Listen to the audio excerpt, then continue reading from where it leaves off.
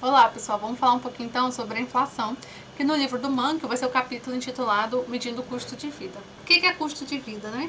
É o tanto que você tem que gastar para manter um determinado padrão de vida. Então, quanto custa determinado padrão de vida.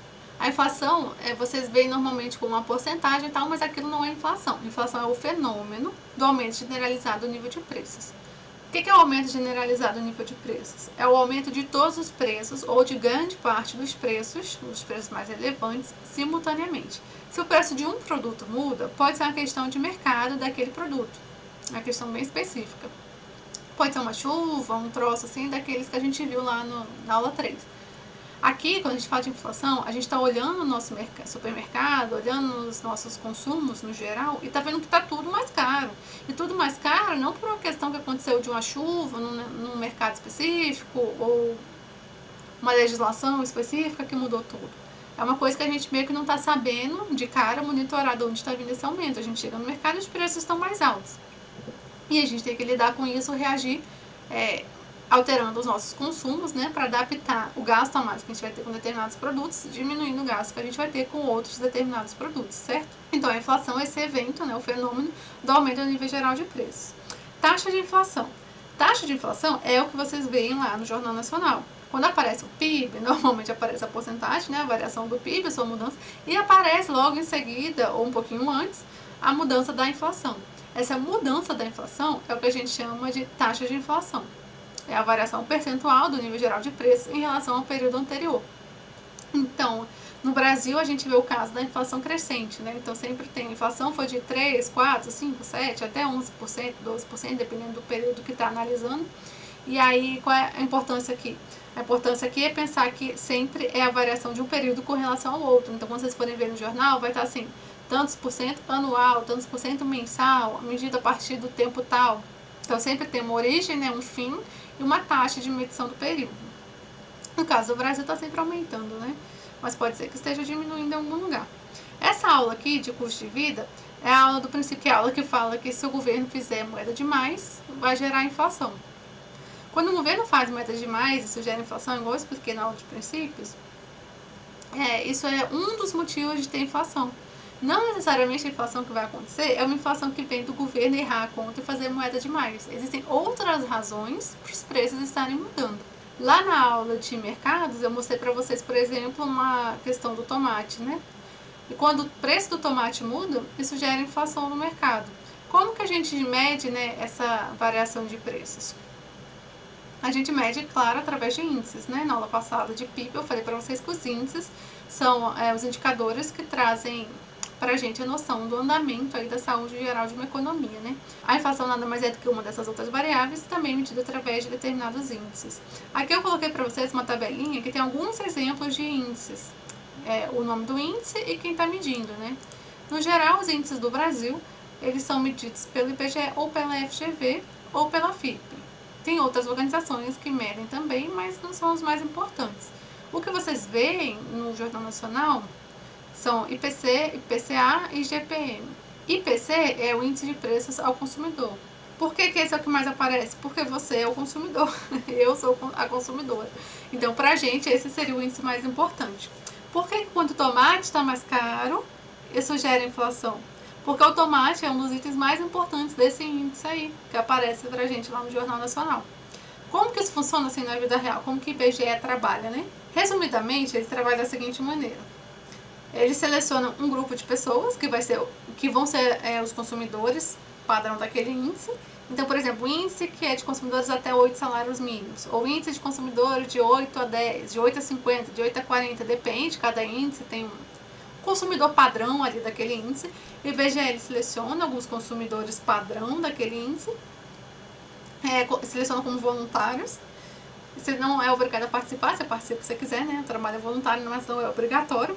Ele seleciona então as pessoas e aí ele fala assim para as pessoas: olha, você tem esse papel aqui e aí você tem que anotar tudo que você consumir nesse mês, a família inteira tem que anotar todos os bens e serviços que a família consumir. E aí são várias famílias fazendo as mesmas anotações. Depois do período, ele recebe essas anotações, codifica, coloca num software. Esse software vai fazer umas análises e vai colocar assim, né, numa lista de coisas mais consumidas para coisas menos consumidas, o que as famílias anotaram ali nos seus papeizinhos. Então, por exemplo, tomate é uma coisa que é muito consumida, então vai ser uma das coisas que vai aparecer lá em cima da lista.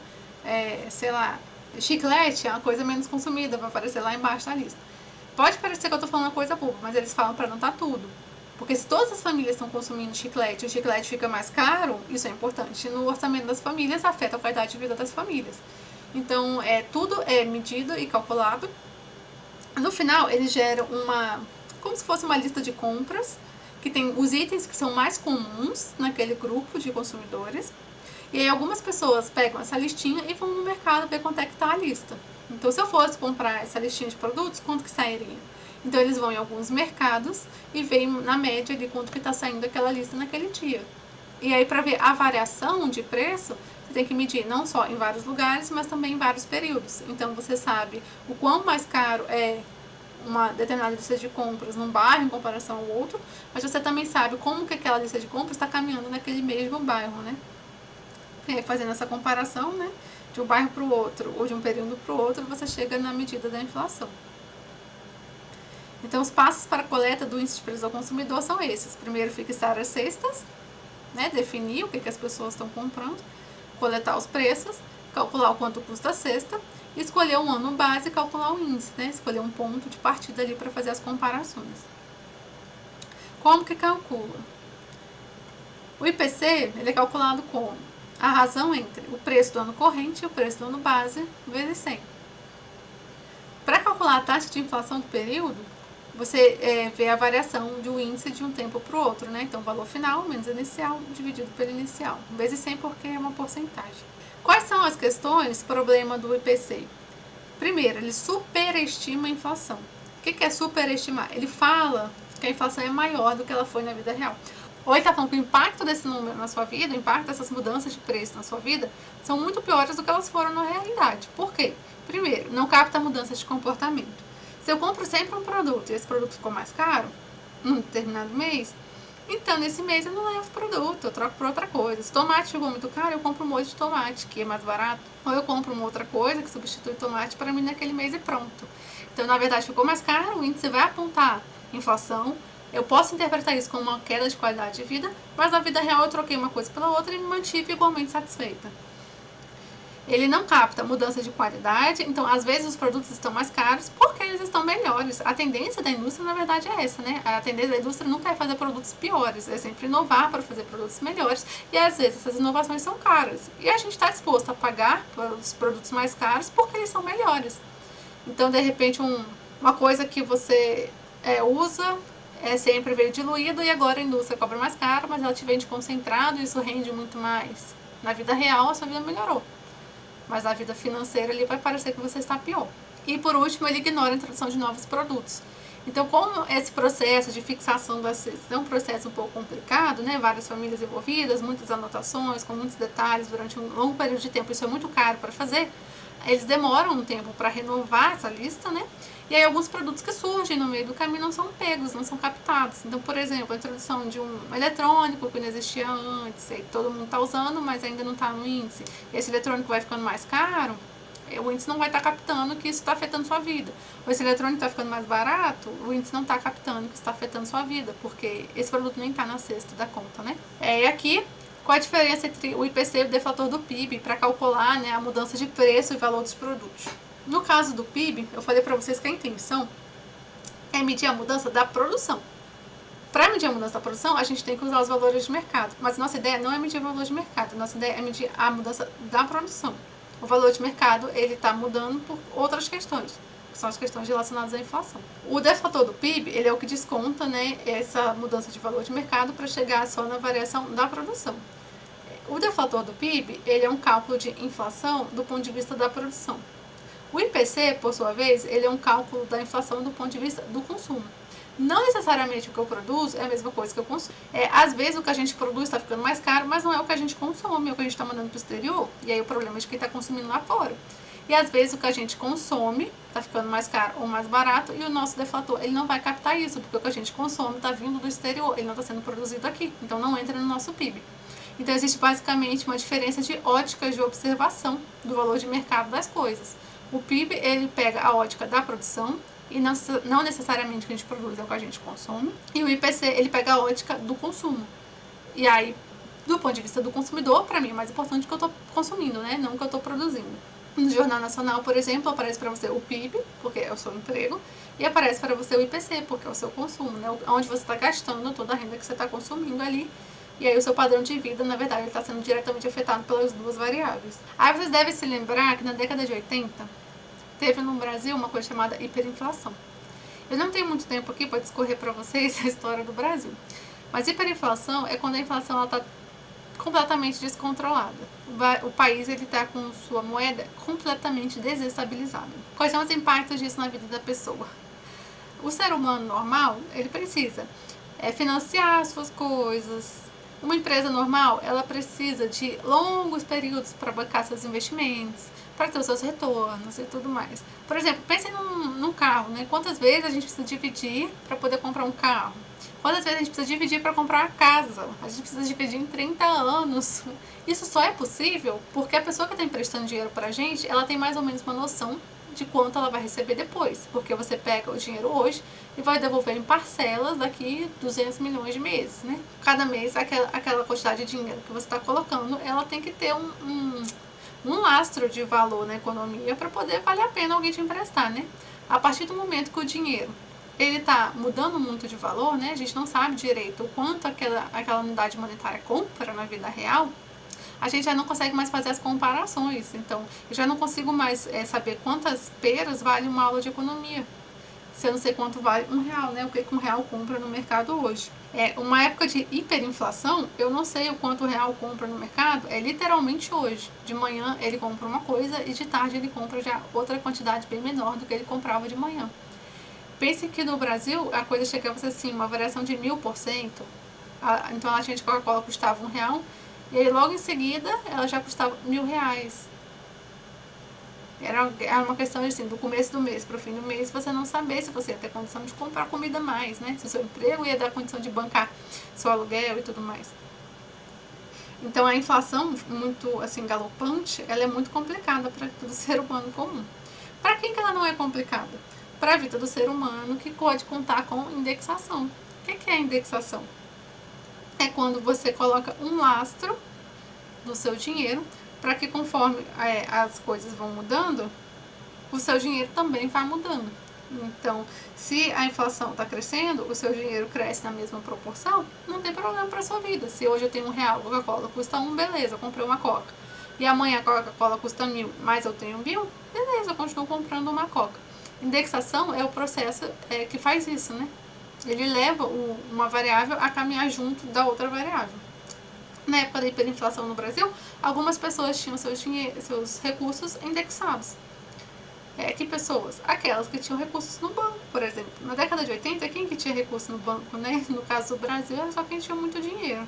Até hoje a gente vê muitas pessoas que não têm conta em banco, né? Apesar do aparecimento dos bancos digitais, esse tipo de coisa, ainda tem pessoas que não têm conta em banco. Então, a maior parte das pessoas recebia o dinheiro no envelope, tinha que sair correndo para o supermercado para gastar. As pessoas mais ricas não tinham esse problema, porque elas deixavam o dinheiro delas no banco e normalmente era indexado a alguma outra variável e conforme a inflação ia crescendo, o dinheiro delas ia crescendo e elas iam mantendo o padrão de vida. Por que então que a inflação parece ruim? Lembre-se que eu falei para vocês que existe um trade-off entre inflação e desemprego. Significa que se o desemprego aumenta, a inflação cai. Se a inflação aumenta, o desemprego cai. Por que a inflação parece ruim? Primeiro, por causa dessas questões de estabilização que eu falei. Se você não tem como se planejar, você não vai fazer os investimentos, os empregos não vão ser gerados, você não vai receber, você não vai conseguir gastar, você não vai conseguir comprar casa, carro, etc. Tudo isso desmorona quando a inflação está galopante. Mas com a inflação a determinado nível, tipo a inflação que a gente tem hoje, ela não é uma inflação muito alta. É uma inflação que a gente consegue se planejar. Eu consigo pegar um empréstimo sabendo que a cada ano o dinheiro perde tal valor, então minhas parcelas são calculadas considerando essa taxa de inflação. Né? A minha taxa de juros ela é calculada considerando a perda do valor do dinheiro ao longo do tempo. Então, determinado nível de inflação, ele traz uma estabilidade para a economia. Mesmo que os preços mudem, se eles mudarem devagarzinho, a gente tem estabilidade. Por que a inflação é ruim, então?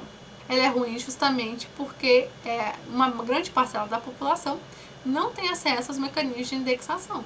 Primeiro que traz algum nível de instabilidade, é claro, mas principalmente porque uma grande parcela da população está fora dos procedimentos aí, dos mecanismos de indexação. E qual é a parcela que está fora? Justamente a parcela mais pobre, né? A inflação, ela é uma coisa que judia bastante das pessoas que têm menos dinheiro. São as primeiras a perder ali a quantidade de coisas que elas conseguem comprar com o dinheiro que elas ganham, né? Quem é o responsável pelo controle da inflação no Brasil? O responsável pelo controle da inflação no Brasil é o Banco Central. No Brasil, a gente trabalha com o mecanismo de metas de inflação. Metas de inflação significa o seguinte: a gente sabe que se a inflação for muito pequena, o desemprego explode. E a gente sabe que se a inflação for muito grande, a gente não consegue ter mais nada. A gente trabalha com uma meta de inflação, que é a busca por um equilíbrio entre uma determinada taxa de inflação e uma determinada taxa de desemprego. Porque se a inflação está muito alta, a gente tem um problema de estabilidade, e se a inflação está muito baixa, a gente tem um problema de desemprego. A nossa economia ela precisa de que uma grande parcela da sua população esteja empregada e de que essa parcela que está empregada consiga ter estabilidade suficiente para poder se planejar, fazer seus investimentos e, enfim, adquirir padrão e qualidade de vida, né? Então, como é que a gente trabalha com a meta de inflação? Existe uma meta de equilíbrio entre essas duas variáveis e o Banco Central ele é a entidade responsável por perseguir essa meta. Como que ele faz isso? Ele manipula a quantidade de dinheiro que tem na economia, basicamente. Para quem é do nível técnico, essa informação é suficiente, né? Para quem é do nível superior, vocês precisam entender como é que é o funcionamento do mercado monetário ou do sistema financeiro do Brasil. O Banco Central, ele afeta a quantidade de moeda que a gente tem na economia através de três questões básicas. Ele mexe na taxa básica de juros, ele mexe na taxa de redesconto bancária e ele mexe também nas reservas bancárias. Então, o mecanismo que o Banco Central usa para afetar essas três variáveis, a gente vê só nas turmas do nível superior. A próxima aula já vai ser a continuação disso. E para quem é do nível técnico, vocês só precisam saber isso, que o Banco Central ele tem maneiras, ele tem mecanismos de alterar essas três coisas. Taxa de juros é a que faz você querer manter a moeda na sua mão ou comprar títulos, né, investir em alguma coisa. Ele afeta a taxa de redesconto entre os bancos, que assim, se o banco emprestou dinheiro demais para as pessoas, ele vai precisar pegar dinheiro com o Banco Central e vai pagar por isso. E aí o Banco Central afeta essa taxa, deixando mais caro o banco emprestar ou não. E ele também afeta as reservas bancárias, né? Que uma parte do dinheiro que você coloca no banco, suas poupanças e tal, ela não está lá, né? A gente sabe que o dinheiro que a gente coloca no banco está no sistema, não está no banco. Então é o dinheiro que o banco pega e empresta para os outros. O Banco Central ele pode limitar essa quantidade do seu dinheiro que os outros bancos podem pegar, né? Os bancos comerciais, eles podem pegar e emprestar para os outros. Enfim, era isso, pessoal. Para quem quiser tiver mais curiosidade de saber como é que foi na década de 80 aí pela inflação, eu sugiro que pesquise um pouco sobre o funcionamento do Plano Real. O Plano Real, ele tem uma coisinha especial, que é o seguinte: vocês nunca me perguntam, vocês são um pouco curiosos, vocês nunca me perguntam de onde vem a inflação, né? Ela vem de vários lugares diferentes, vários fatores diferentes. Um deles é o governo que faz moeda demais, outro fator é a chuva do tomate. Outro fator que pode acontecer é uma pressão de custos, né? Ou pode ser uma pressão de demanda, né? Chegou uma empresa nova, muita gente está trabalhando, chegaram no mercado para comprar produtos, eles não foram produzidos. Então, demanda, quando há deslocamento da demanda direita, os preços sobem, né? Enfim, a graça do Plano Real para a gente é a descoberta, né? Através desse plano. Na verdade, através do plano que esse plano copia, que é um plano alemão, porque na Alemanha houve uma hiperinflação muito pior que a nossa, por incrível que pareça. A gente acha que a história do Brasil é caótica, mas tem países que têm uma história muito mais caótica que a nossa, uma história financeira, né, muito mais caótica que a nossa. Mas o que acontece é que o Plano Real descobriu uma coisa chamada inflação inercial. E aí eu queria que vocês pesquisassem um pouquinho sobre inflação inercial, para vocês verem como é interessante o mecanismo, né, de funcionamento do Plano Real, que fez com que ele fosse um sucesso, né? Antes dele, vários outros planos foram executados no Brasil durante a década de 80, né, início dos anos 90. Todos falharam, assim, miseravelmente, principalmente porque eles se baseavam em diagnósticos errados da inflação. E só o Plano Real foi o plano, né, que chegou no diagnóstico correto da inflação, né? Você só consegue atacar a doença, né, se você sabe o que está causando aquela doença. Mesmo que você enxergue todos os sintomas, se você não entendeu a causa da doença, você não consegue colocar o remédio certo. E aí os planos anteriores, eles basicamente achavam que o problema era uma demanda exagerada e tentavam controlar a demanda, proibindo as pessoas de comprarem, que nem o Collor fez, né, prendeu o dinheiro de todo mundo, ou então congelando os preços, né, porque inflação é quando os preços aumentam. Se você proíbe os preços de aumentarem, você acabou com a inflação. É mais ou menos esse raciocínio do congelamento de preços. E nada disso funcionou, porque essa não era a razão da inflação. O Plano Real foi o único que conseguiu descobrir uma coisa diferente. E aí fica aí para vocês a pesquisa de como que funciona a inflação inercial, né? E como que o Plano Real atacou essa inflação. Então pesquisem aí, que é bem interessante, pessoal. Eu vou nível superior, a gente continua o assunto logo em seguida. Até lá!